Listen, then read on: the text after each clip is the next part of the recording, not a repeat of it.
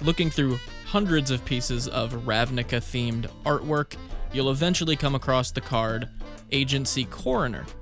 And if you're anything like me, I'm sorry, and you'll also ask yourself the question, what is in the top right corner of this card? What is that supposed to be? Matter of fact, who's that statue supposed to be of? Or what? Matter of fact, why are there all these eyeballs floating around Ravnica that are like way bigger than the eyeballs in all of these people's skulls in Ravnica? Well, answers to all of those questions and even more are on today's video. Before we get into anything, I want to do a huge shout out to Any Austin. He's just a YouTuber I've started watching. He really inspired me to change up my whole setup and start doing some videos like this. And I had a blast. I'm gonna be honest, I sat down to write this video, thought I'd maybe get like a paragraph out and be like, yeah, that's enough Ravnica stuff to talk about. You can see the length of the video. There's a lot of cool stuff. Now, if you don't know how universes work in Magic, or planes, it's that. They're called planes. Think of them like alternate universes would be like to us. They all are different timelines taking place. There's planeswalkers that can travel between these planes. There's some other ways to go between planes, but we're not going to talk about that. It really isn't important. All we need to really know is the setup of this video is going to be, I pick one of these planes, I look at artwork from this plane, and that eventually just gets my brain onto this theory crafting rabbit hole, and you get a video like this one. So today's subject of this video, or plane, is going to be Ravnica. And I know it says City of Guilds. It's a plane. Is it Superman? Is it a bird? No, it's a plane. So let me give you a quick rundown on how the plane of Ravnica is set up. So 10,000 years ago, all the leaders of their guilds, and you might be asking, what's a guild? A guild is one of the 10 two-color pairings you can have in Magic. Here's all the guilds with their names. It's pretty cool. Each one of these guilds had a guild leader, and all those guild leaders had a guild pact 10,000 years ago that essentially said, hey, each one of our guilds has a specific role in our society, and we have to stick to that role to prevent societal collapse. 10,000 years later, and one God Pharaoh invasion, I say, what's one strikeout in a sea of home runs? Cut to current day, and people are kind of sick of the status quo in Ravnica. A lot of espionage, a lot of info gathering, and with the introduction of the set Murders at Karlov Manor, they've really, hit it on the nose with, hey, we're a set all about tiny details, detectives, back alley streets, back alley beats. So I put on my monocle, and I said, let's get to detecting then. So the first piece of artwork that piqued my interest, and that we're going to talk about today, is Agency Coroner. Now, if you look at this artwork, illustrated by the super talented Uriah Voth, you can see an ogre coroner hunched over his cadaver, examining it. It's covered in a sheet. There's a pinkish glow over the cadaver. There is a lamp in the top left corner to help him see better, on top of the aforementioned pink glow. And then my eyes went to the top right corner of this artwork, and I went, hey, it's another lamp. Hold on a second. That's not a lamp. What is that supposed to be? It's a solid white circle with sigils on the outside, which I don't know about you. To me, that screams Azorius. The first card I thought of was the card Absorb, which shows a solid white triangle with sigils on the inside. So naturally, my brain was like, oh, is this showing that sigils on the outside mean one thing and sigils on the inside mean another? And if the inside sigils were on a counterspell, are we supposed to believe that sigils on the inside means there's some kind of control magic happening? And if that's what we're supposed to believe, can we look at other pieces of Azorius art and dictate what that person's doing or what the card's gonna do based off the imagery of the spell they're using? Yeah. I also thought of Azorius Aether Mage when I saw this card, because Azorius Aether Mage's art shows the mage holding a solid white circle, much like the one we're seeing in the top right corner of Agency Coroner. Correlation? I don't know. Given the fact that Azorius Aether Mage also draws us a card, maybe we're to believe that solid white shapes are showing some kind of benefit for the mage, while sigils will alter those shapes to do other things.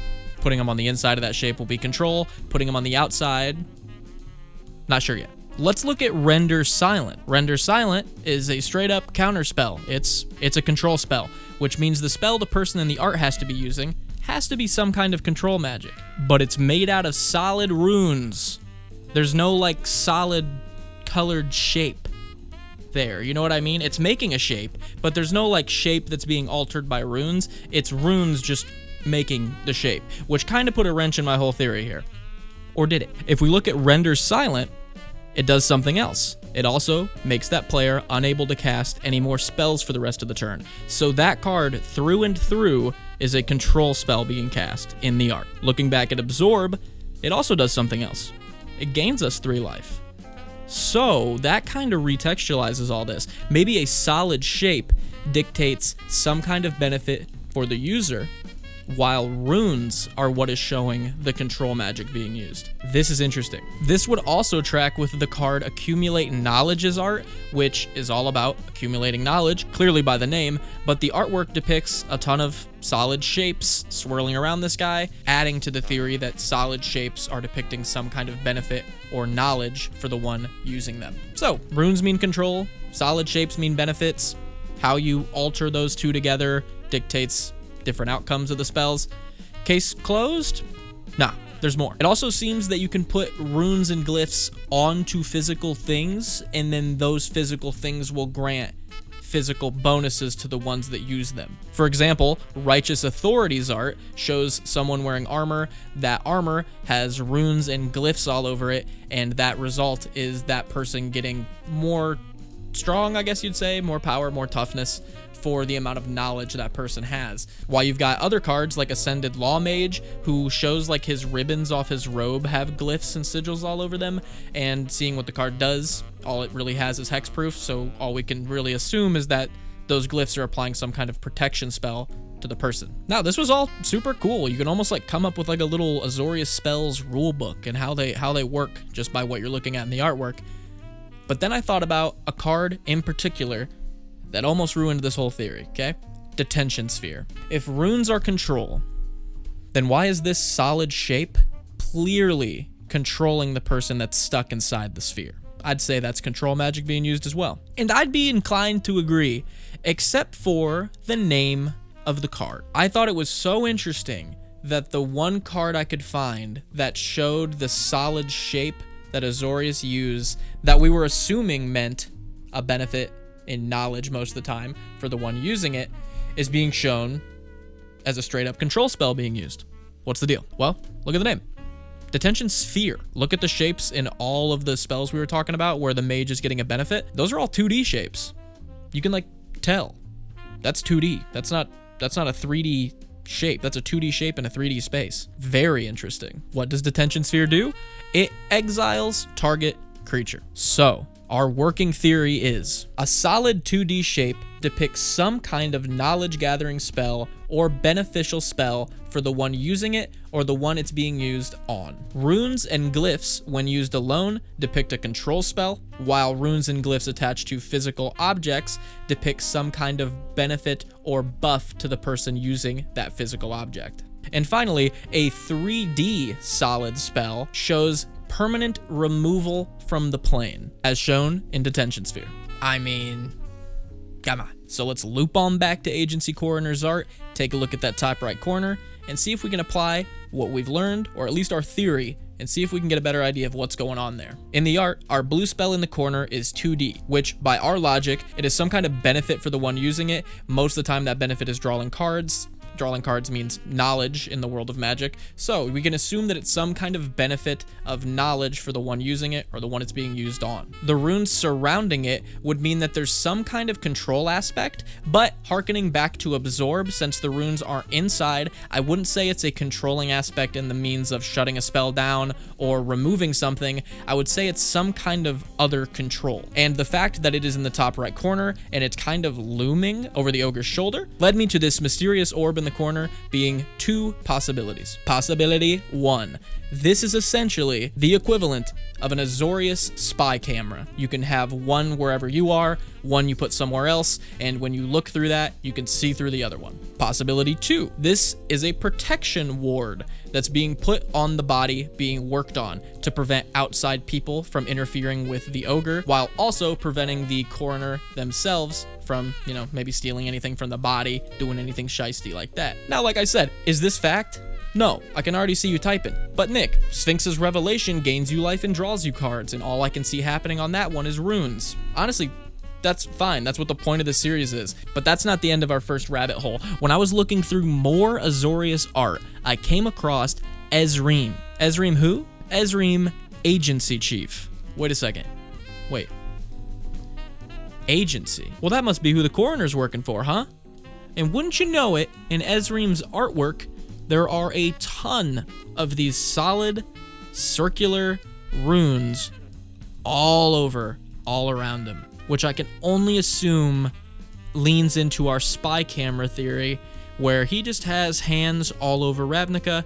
All of his little minions put these all over the place. I can back this up even more with artwork like Armed with Proof, where someone appears to be going through important files and throwing them in front of a ton of those runes, which to me screams, hey, take some snapshots of these with our cameras so we can look at them later. So, moving on from that, let's talk about statues in Ravnica. Ravnica, if there's one thing they love, it's dividing people into classes, and if there's anything they love more than that, it would probably be statues. There's statues in almost like every piece of artwork for this plane. It's insane. I typed in artwork statues and then artwork Ravnica, and they didn't look that much different. Obviously led to the question, who are these guys making statues for? Are they actually of any importance to the lore, to the story, to the world building at all? Are they just filler for the artwork? I'm curious. I think a good place to start with this is the God Pharaoh statue to show you what a statue of someone that does matter looks like. With the introduction of the tyrannical Nicobolus God Pharaoh taking over Ravnica, the erection of his giant Lazotep statue is a perpetual salt in the wound of the civilization that lives there. Now, of course, there's the card, the God Pharaoh statue, which just gives you like a dead-on shot of it, but there's some other cards that show the statue in more of like a mundane background kind of setting that I actually think are really interesting to like take looks at, because it really helps ground you in this world and kind of figure out where these different scenarios are being placed. For example, the backgrounds of Totally Lost and War Screecher, really cool to me to see some of these statues from different angles. But there's also stuff like Soren's Thirst, which shows some real heavy story moments. No spoil-dinskies, but Soren's getting that lick back on Nahiri, and in the background you can see that giant God statue looming. I actually really like this one because it shows the scale of this statue and how massive it actually is. But at the end of the day, topple the statue is the goat here. My Vic Ghazi goat pushing that statue over. So what are some of the other statues we can look at to really help flesh out this world, ask some pointless questions, mainly the second one? Assassin's Trophy is probably not the best way to start because it's another kind of main character moment, but I thought it was really interesting because I feel like a lot of people could miss this in passing. The statue head that you're seeing in Assassin's Trophy is of Ispara, and who Ispara was is the previous Azorius guild leader before the current one, which is all cool. People look at that and they're like, yeah, she was the old guild leader. They got rid of the statues of her so they could erect statues of the new guild leader. What is there to even look into with this card? Well, to me, the flavor text on the card is all about Vraska, and Vraska's a Gorgon, and Gorgons can turn people to stone. I just think there's some implications, you know? I think that actually might be Ispara, and Vraska did some kind of like political move here. I don't know, thought that was interesting. I can't bring up statues without bringing up the boy Argus Koss. He's posted up in front of a statue. I've always wondered what this statue was. It shows like a horse head coming out of like an amalgamation of slime. Never known what's going on this statue. When I look it up on Google, the little AI response is like, that's a statue of him. It's Argus's statue. Man, Argus ain't a horse. That's a guy. Apparently it's like a statue showing him fucking up some kind of horse monster thing. So that's cool. We're just not seeing the rest of the statue, which led to me asking, can you see the statue anywhere else in any other pieces of artwork? No, just the weird horse slime thing. Now, one thing I really dig about Ravnica is their efficiency, okay? Because it's not just a statue, all right? Because that's a nice-ass statue. It's also an intruder alarm, as we can see with Cyclopean Snare. Wow, elegant. The stonework. You've also got stuff like Generous Stray, which is like the cutest card ever. You got a cat giving a little lizard to his owner. Pause. But in the background, you can see these little like Stake of Maria or whatever you call those from Elden Ring style statues lining the background, which now that I've had that ingrained into my brain through Elden Ring is like heavily tied to high fantasy stuff, which kind of adds to this card's art for me. Gruul Signet is probably my favorite on this list of like statue arts to talk about because it's just so metal and it's so Gruul and it's awesome. It's obviously some kind of statue of some kind of royalty. Looks like a king, face broken in half, Gruul logo right on the side of that, in blood, natty. Just Metal, Super Gruel. I love this. Also, could these be the guy's feet on Guildless Commons? Who's to say? Maybe that's why Gruel felt the need to write their logo on his head, because they're like, Guildless? Guildless? I'm proud of my Gruel heritage. I'm not gonna whitewash my Gruel heritage. Are you ready for one that I'm not kidding you kept me up last night? I was just laying there this has been like a couple week-long process, if I'm being honest. This still is eating away at me. The artist hasn't gotten back to me. I'm so confused. I need other people to be equally as confused. Buckle up. The artwork we're looking at, Torpid Moloch, okay? Little lizard boy crawling down a wall, okay? In a little back alley street in Ravnica.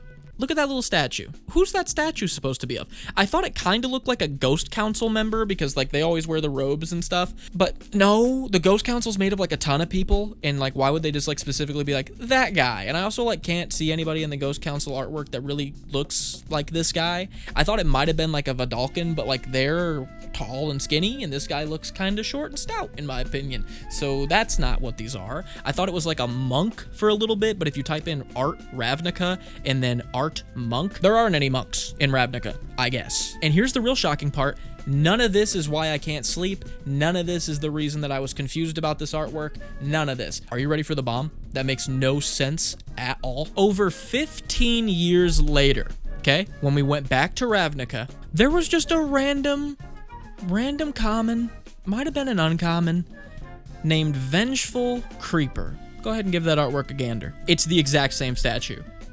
Why? I'm so genuinely confused by this. You can type in art statue and go through every single page, and you will not find this statue except in these two pieces of art that are 15 years apart by different artists. One of them's in the middle of a forest, and the other one's in a back alley of Ravnica, which to me almost reads like the forest is more like where they originally were, and then someone kind of had it like a pawn shop situation in Ravnica, and they were like, oh, just throw it out back. Who is this guy? Why is he important? Why does he show up in these two cards 15 years apart?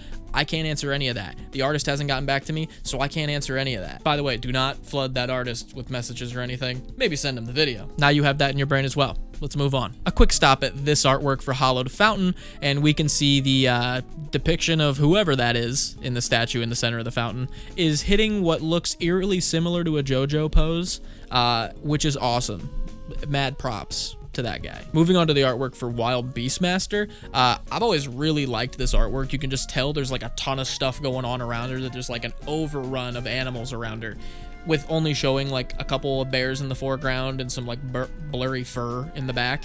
I also really like her in the artwork. She's like hanging off this horse hoof statue, pointing. She's definitely the commander. She's leading this charge. Can we find this horse anywhere in any other pieces of art? Can we kind of locate where she was at, or possibly what she was grabbing onto, anything like that? I think we kind of can. We have like two strong contenders for this. Codex Shredder, which possibly could be a piece to a much bigger sculpture, like the head is the Codex Shredder. They use the body for statues around Ravnica. Maybe that's what she's grabbing onto. I don't really think this one's it. I'm leaning more towards Sundering Growth's art, which depicts a tree erupting through a horse statue. This statue looks smaller than the one she's grabbing onto, but it could be maybe just like a small replica of the one she's grabbing onto, or at least close enough to the style of the one that she's grabbing onto that we could get a better look at what the full thing looks like. Throw into this statue mixing pot the fact that there's Gorgons walking around Ravnica, and it really adds to a lot of this. It's like, is that statue alive? Is that building alive? Is that Hollowed Fountain actually an angel in perpetual stone prisonry? Who's to say? Plaza of Harmony is also interesting, not necessarily for the artwork, even though the artwork is amazing. The card gains you life, and the artwork, man says doesn't matter about the artwork, then immediately brings up the artwork. The artwork shows a fountain, which is super interesting because if you research Ravnica's development, it was heavily influenced by Slavic folklore, and if you look up Slavic folklore, there's a ton of belief in fountains and bodies of water with healing properties, so I feel like a connection there is definitely warranted. Let's talk about visual storytelling, okay? Because if we're gonna talk about artwork, I feel like that's a big, that's like what it is. And this applies to like any medium. You're like making a movie, you're writing a song, you're making a TV series, YouTube videos, okay? If your main character, let's say in your movie, has a deep-seated fear of frogs, all right? And a frog jumps in front of them, and they scream and jump back, and they look at their friend and they go, whoa, sorry, I hate frogs because when I was young, a frog jumped on me and I almost got hit by a car. You could have just had her scream and jump back. Still not the best, but it's also not shoving down the throat of the audience exactly why that fear is there. You could use visual storytelling. That's why I really like the artwork for Unshakable Tale, because they could have easily made this card like Crowbar Zombie or like Evidence Prior or something like that. That one might have actually been pretty good. Hire me on, Wizards. Hire me on. It's like, can't find a commander I want to build. So allow me to help you, Wizards, since every Naya commander has to be a token commander, and every Sultai commander has to be like a zombie value engine commander. Allow me to help you with things over there, all right? Don't send me a job application. I already accept. We can move past all that. You're going to want to get a bunch of pieces of paper and write down a bunch of terms and phrases from Magic, and then get a bunch of rats and staple those terms onto those bad boys. Throw them into a box. Find some way to make it so there's a 1 alpha rat that's standing at the end. Do it with another box, except this time staple all of the color combinations to those rats. Bada bing, bada boom. The 2 rats that are left is the theme and color of the commander that you guys have to make over there. You're guaranteed to get some creative options over there. Now, I sent a job application to Wizards when I was like 10, and outside of just being 10 years old, I'm starting to realize why I might have not gotten a message. Maybe don't hire me on. What can I say? Dude's a zombie. Dude has crowbar sticking out of head. I think most every zombie card should learn a lesson from this zombie card and start putting the way that zombie died clearly visually represented on that zombie somewhere.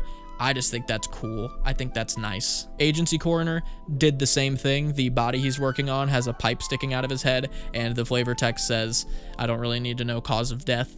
So flavor text is a prime example of maybe what not to do, but it's also a joke, so maybe what to do. You know what I mean? This isn't a video about writing, it's a video about artwork and looking way too deep into it. So our next piece of artwork that kind of led to one of these thought processes was Sylvan Brush Strider. Okay, I kind of challenged myself here. I was like, are we just looking for the most obviously weird stuff in art? Or is it possible? Did Wizards do a good enough job? Did these artists do a good enough job that I could pick out just about any card and write a good paragraph about something about it that's interesting for the world building aspect? Yes, I can. Sylvan Brush Strider is a perfect example. What am I possibly going to talk about with this guy? What's possibly weird about this? Well, let's look at what facts the artwork gives us, all right? We got a sweet little beast looking deer guy, okay? He's chasing butterflies through a forest. Okay, it's a beautiful summer or autumn day. So like, what can we get from that? All right, I would say our little deer guy is a little sweetheart. He's chasing butterflies. This artwork's supposed to make us feel peaceful. If I had to guess whether or not this little dude's an herbivore or a carnivore, I would have to say herbivore. I couldn't see this guy shredding through viscera very easily. But why does any of that matter? Well, it didn't until I realized that this dude's legs look a lot like the trees that are in the background, and this dude's fur on his back looks like leaves, and if he's a herbivore, probably protecting himself like evolutionarily. So this led to me asking, does anything else in Ravnica have some natural evolutionary camouflage, or any camouflage for that matter? Yeah, it does. The aforementioned statues we talked about, yeah, there's gargoyles, and there's actual construct creatures, so that is camouflage. Some of those things we're looking at, they aren't buildings. Those are the real deal. We can also see that this guild pact and the routine in Ravnica that has incited from it has created some good sources of camouflage for the advantageous. For example, Skylasher, yeah, that thing's perfectly perched up around the corner where it knows birds fly right around just quick enough that, you know, not able to see the Skylasher chilling there. Skylasher hits him with one of those.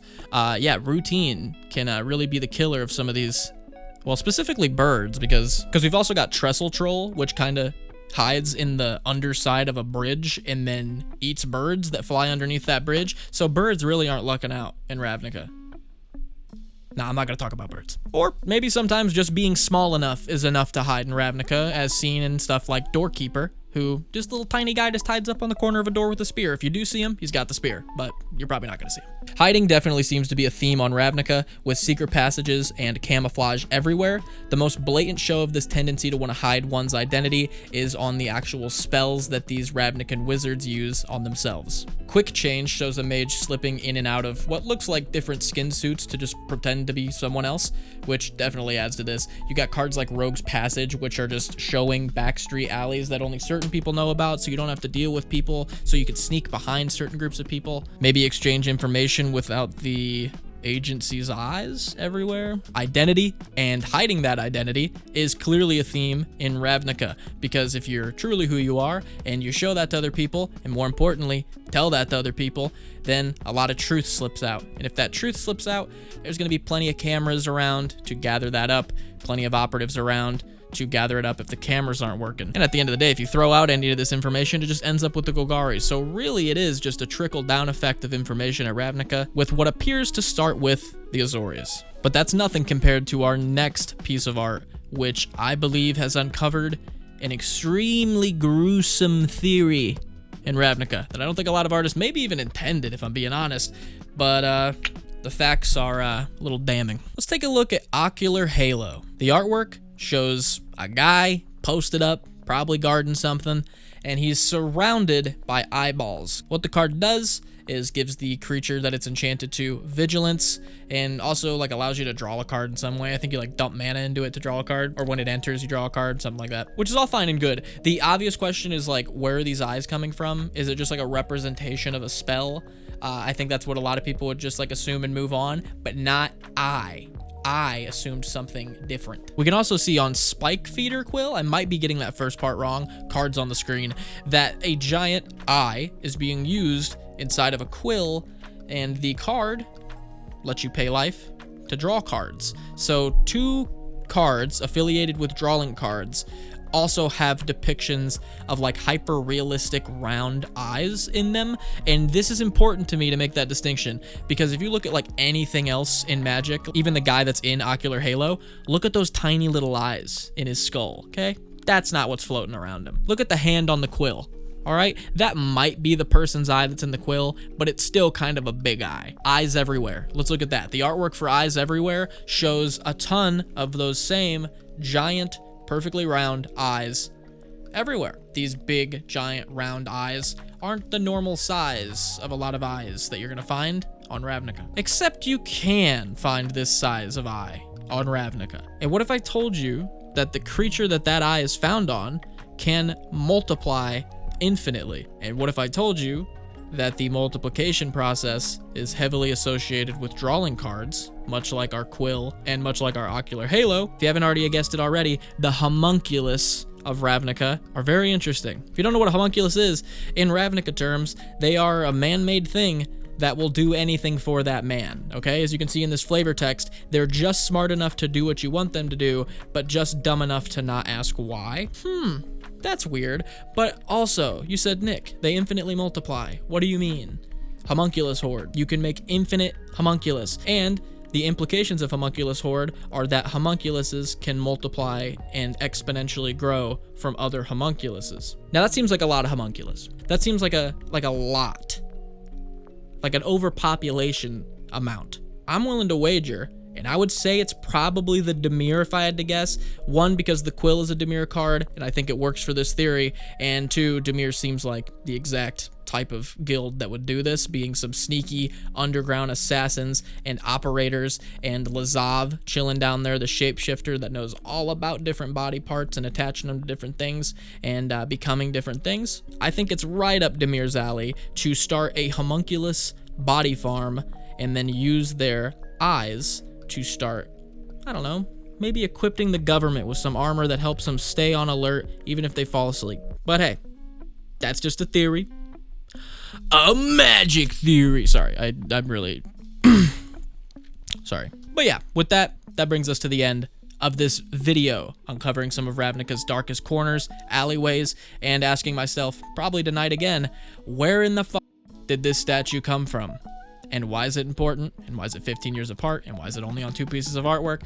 I could go on all day about that. If you enjoyed this style of video, please leave a like, subscribe, share. Let me know that you liked it. If you want to show some additional support to the channel, I have 3 tiers of Patreon. It starts as low as $1. If you want to go up to the $20 tier, you can actually commission videos from me directly. Just, hey, Nick, you should make a video talking about Innistrad zombies. Okay, on it. You got it. I think I got all that stuff out of the way. Anyway, guys, stop yapping your ear off. I'll see you guys next time.